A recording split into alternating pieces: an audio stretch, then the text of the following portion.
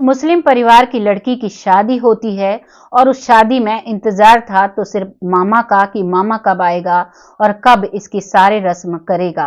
वो माँ अपने भाई का इंतजार करती है और जब वो भाई आता है, वो भाई एक हिंदू होता है और जब वो आता है तो स्टेज पर उसके नाम की वाहवाही होती है।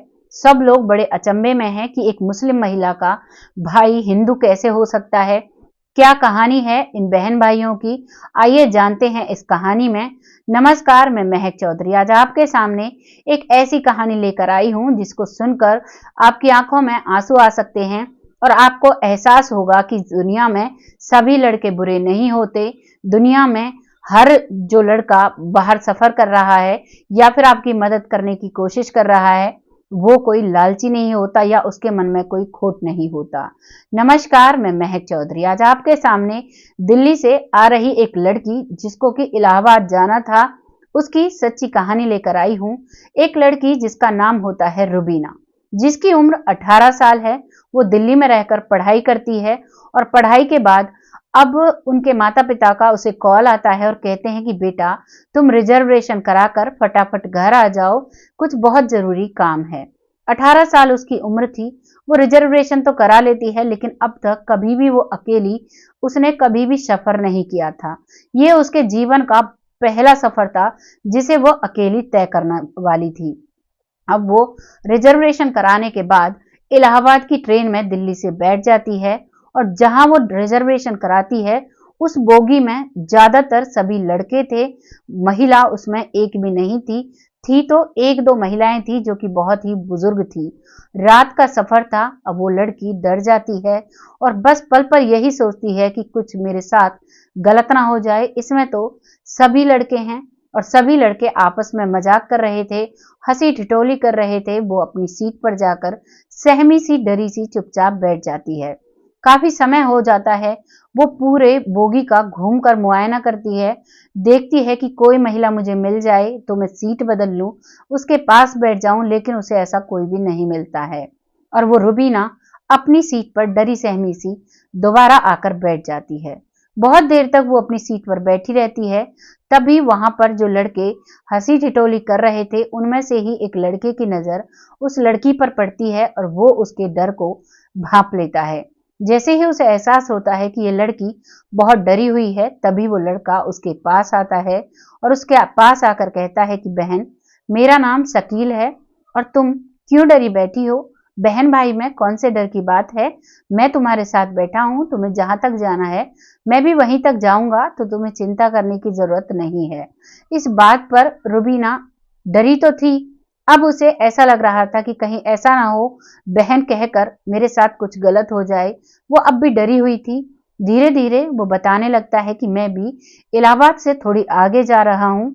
तुम कहाँ जा रही हो? तुम कहाँ से आई हो? वो जब उससे ऐसे पूछने लगता है और जब कह देता है कि मैं तुम्हारा भाई हूँ, तो इस बात पर वो बहुत खुश हो जाती है और अब धीरे धीरे उससे बात करना शुरू करती है। करीबन 2 घंटे के बाद अब उसका डर 50% कम हो चुका था। अब वो कहता है कि बहन, तुम सो जाओ, मैं बैठा हुआ हूं, तुम्हें डरने की जरूरत नहीं है। वो इतना कहती है, रुबीना सो जाती है। इधर वो शकील भी सो जाता है और सोने के बाद बहुत करीबन 2 से ढाई घंटे निकल जाते हैं। रुबीना की फिर से आंख खुलती है तो रुबीना देखती है कि उसके सामने ही शकील सोया हुआ है और कोई भी शोर शराबा नहीं है। अब वो बिल्कुल शांत थी, उसे लग रहा था कि उसका भाई उसके साथ बैठा हुआ है, अब उसे डरने की कोई जरूरत नहीं है। इतने में ही शकील की आंखें खुल जाती हैं। तभी शकील कहता है, क्या हुआ बहन, कैसे परेशान हो? तो वो कहती है, नहीं भाई, एक भाई के होते हुए मुझे डरने की क्या जरूरत है। और वो वहीं पर बैठी रहती है। उनमें फिर से बातें चल जाती हैं और शकील फिर से सो जाता है। सुबह हो जाती है और अब रुबीना का स्टेशन आ जाता है। रुबीना कहती है, भाई मैं जा रही हूँ, ये मेरा पर्ची पर एड्रेस है, अगर तुम्हें कभी भी जरूरत पड़े तो तुम इलाहाबाद मेरे घर पर जरूर आना। तुमने मेरे इस लंबे सफर में बहुत मदद की है, तुम्हारी वजह से मैं बड़ी शांति से इस सफर को तय कर पाई हूँ। मुझ पर तुम्हारा बहुत बड़ा आभार है। जैसे ही रुबीना ये बात कहती है तो शकील कहता है कि नहीं बहन, चिंता मत करो, हर दुनिया में हर व्यक्ति एक जैसा नहीं होता। और फिर वो अपना एक कार्ड देता है और कहता है कि बहन, ये मेरा कार्ड है, मेरी कॉस्मेटिक की दुकान है, तुम्हें कभी भी जरूरत हो तो तुम बेधड़क होकर आ सकती हो। इलाहाबाद में ही मेरी कॉस्मेटिक की दुकान है, मैं उसे थोड़ा आगे किसी काम से आगे जा रहा हूँ।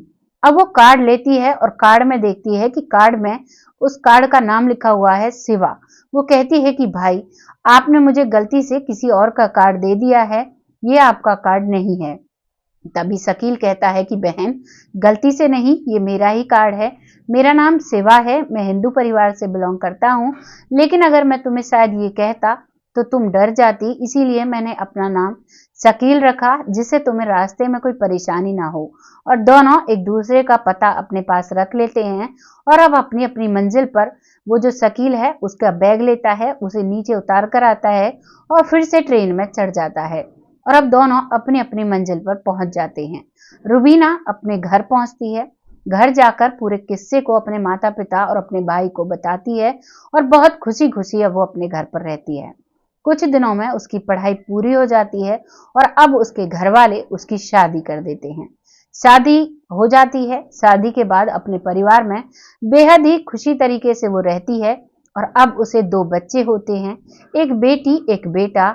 बेटी बड़ी होती है। बेटी की अब शादी होने वाली थी, लेकिन एक दुर्घटना में उसके भाई का देहांत हो जाता है और उसका भाई इस दुनिया में नहीं रहता है और अब वो सिर्फ अकेली रह जाती है और उसके माता पिता रह जाते हैं। अब अपनी बेटी की शादी की तैयारियों में जुट जाती है और अपनी बेटी को शॉपिंग कराने के लिए इलाहाबाद की मार्केट में जाती है। तो जैसे ही वो मार्केट में सामान खरीद रही थी, तभी उसे शिवा नाम की एक कॉस्मेटिक दुकान दिखाई देती है। वो उस दुकान की तरफ बड़े गौर से देखती है और अब उसे वो 15-20 साल पुराना किस्सा याद आ जाता है और उस व्यक्ति को जब देखती है तो उसे पहचान में आता है कि शायद ये शिवा है, क्योंकि जब शिवा उससे मिला था तो शिवा की दाढ़ी मूछ भी नहीं थी। वो ऐसा ही फर्स्ट ईयर में पढ़ने वाला स्टूडेंट लग रहा था और अब तो वो दाढ़ी मूछ रखने लगा था। तो वो उसे देखकर कहती है कि भाई, तुम शिवा ही हो ना? तभी शिवा कहता है कि हाँ बहन, मैं हूं तो शिवा ही, लेकिन तुम कौन हो? तो वो कहती है, नहीं पहचाना तुमने? तो वो कहता है, नहीं बहन। तो वो बताती है, तुम्हें पता है तुम्हारी वजह से मेरा सफर बहुत अच्छे से कटा था जब मैं दिल्ली से आ रही थी। आज से करीबन 20-25 साल पहले की बात है। तो वो कहता है कि हाँ बहन, याद आया और उनको बुलाता है अंदर और उनको बैठने के लिए एक जगह देता है और अपने जो सामान दिखा रहा था सभी को, उनको कहता है कि इनके लिए चाय लेकर आओ। तभी वो 2 चाय लेकर आता है और उनको चाय पिलाता है। तभी कहता है कि बहन, तुम तो कभी भी मेरी दुकान पर नहीं आई, आज कैसे? तभी रुबीना कहती है कि भाई, मैं तो आ गई, लेकिन मैंने तुम्हें पर्ची दी थी, तुम तो नहीं आए।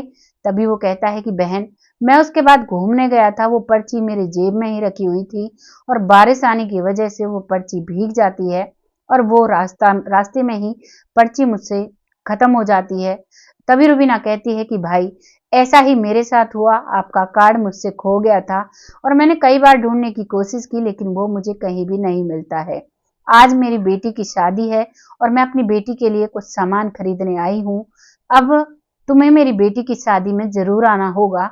ये मेरी बेटी का शादी का कार्ड है। वो अपनी बेटी की शादी का कार्ड उसे देती है और कहती है कि भैया, अगर तुम नहीं आए तो देख लेना, मैं नहीं समझूंगी, मुझे पक्का विश्वास है कि तुम जरूर आओगे।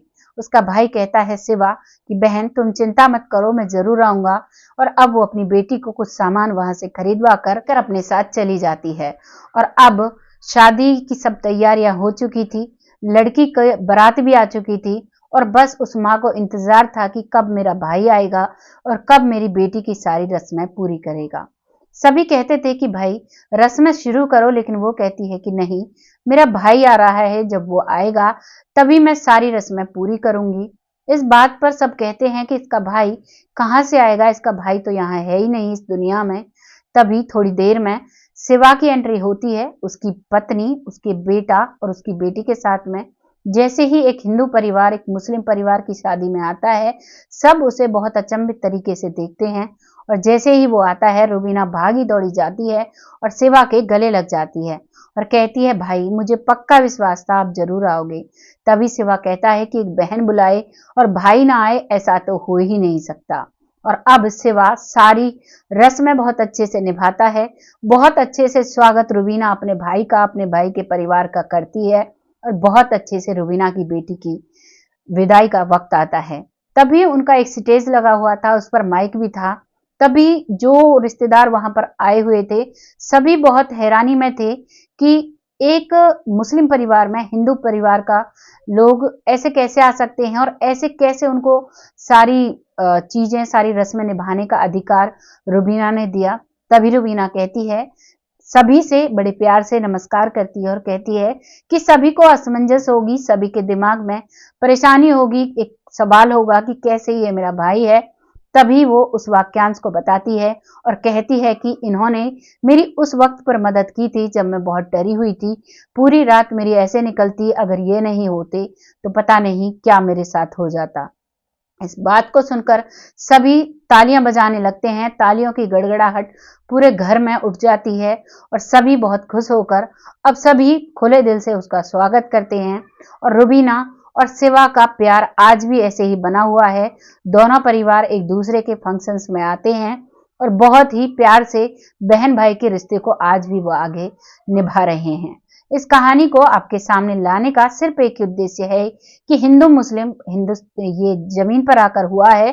भगवान ने तो सिर्फ इंसान बनाया है। ये सारे रिश्ते हम अगर अच्छे से निभाएं तो बहुत अच्छे से हम समाज में जी सकते हैं। जैसे रुबीना और सिवा का एक बहुत ही अच्छा प्यारा रिश्ता चल रहा है, वैसे ही सभी रिश्ते निभ सकते हैं। आज के समय में तो बहुत सी बहनें ऐसी हैं जो अपने भाइयों की लाज नहीं रखती, अपने भाइयों का मान सम्मान नहीं करती, और बहुत से भाई ऐसे हैं जो अपनी बहनों का मान सम्मान नहीं करते, उनकी बातों को बिल्कुल भी ध्यान में नहीं रखते, उनका बिल्कुल भी आदर सम्मान और उनके लिए बिल्कुल भी खड़े नहीं रहते। उन सभी के लिए एक मिसाल कायम की है इन दोनों बहन भाई ने। इसीलिए इस कहानी को मैं आपके सामने लेकर आई हूं। इन कहानियों से कुछ ना कुछ सीख हमें और आपको जरूर मिलती है, इसीलिए हम इन चैनल पर इनको लेकर आते हैं। वीडियो अगर जरा भी अच्छा लगा है तो इसको एक लाइक और शेयर दीजिएगा और चैनल को सब्सक्राइब जरूर कीजिएगा, जिससे कि हमें मोटिवेशन मिल सके और हम ऐसी ही सच्ची और अच्छी कहानियां आपके सामने ला सकें। तब तक अपना और अपने परिवार का ध्यान रखें, खुश रहें, आबाद रहें, और बहुत जल्द फिर से ऐसी ही कहानी के साथ आती हूं। तब तक के लिए जय हिंद, जय भारत।